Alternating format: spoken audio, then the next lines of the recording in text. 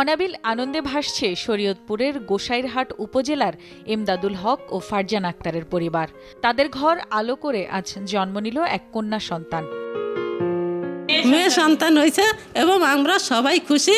আমরা সকলের কাছেই দোয়া চাই যে যেমন মানুষের মতন মানুষ হইতে পারে। 7 বার ঘরে একটা মেয়ে হয়ে আবার খুশি না বেজার কোন মেয়ে, আমরা সবাই খুশি।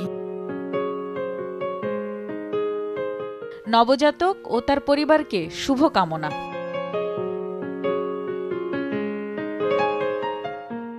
প্রথম থেকে আমার ভরসা টুইঙ্কেল বেবি ওয়াইপস। এর অ্যান্টিব্যাকটেরিয়াল ফর্মুলা শিশুকে রাখে জীবাণু থেকে সুরক্ষিত।